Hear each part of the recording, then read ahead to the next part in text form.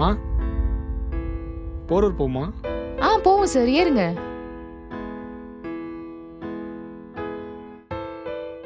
இப்பெல்லாம் நியூஸை பார்த்தாலே இந்த கேஸ் அந்த கேஸ்னு ஒரே கேஸாக தான் இருக்கு. ஆமா சார், என்ன பண்றது, காலம் அவ்வளோ கெட்டு கிடக்குது. என்னம்மா பண்ணுறது? இந்த பிள்ளைங்கள சொல்லணும், ஒழுங்காக ட்ரெஸ் பண்ணுறது இல்லை, கண்ட நேரத்தில் ஊர் சுற்றிட்டு வீட்டுக்கு வர்றது, அப்புறம் இப்படி ஆக தானே செய்யும். இப்ப என்ன சார், எல்லா பிரச்சனைக்கும் பொண்ணுங்க தான் காரணம்னு சொல்றீங்களா? இவங்கள மட்டும் இல்லை, இவங்களை பெற்றவங்களையும் சேர்த்து தான் சொல்கிறேன். இவங்களை இப்படி அலைய விட்டுருக்காங்களே. என்ன சார் பேசுறீங்க நீங்க?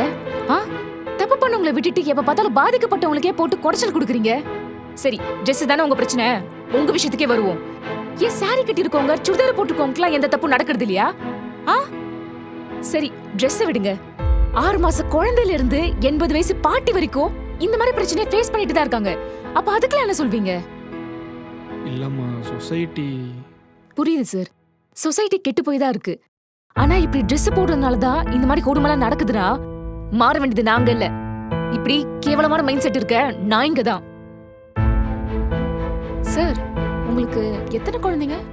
2 பொண்ணுங்கம்மா. தயவு செஞ்சு என்கிட்ட பேசின மாதிரி அவங்க கிட்டயும் பேசிடாதீங்க. ஏன் சொல்றேன்னா, நாளைக்கே உங்களுக்கு ஏதாவது ஒரு பிரச்சனைனா, ஓகே நம்ம அப்பா இருக்காரு, நம்மளை காப்பாத்துறவரை நினைக்காம நம்ம அப்பா கிட்ட போய் சொன்னா நம்ம மேலதான் தப்புன்னு சொல்லுவாரு, இதை அப்படியே மறைச்சிடலான்னு ஒரு எண்ணம் வந்துடும். அந்த எண்ணத்தை உங்க பசங்களுக்கு கொடுக்காதீங்க. இனிமையாச்சும் புரிஞ்சுக்கோங்க சார், ப்ளீஸ்.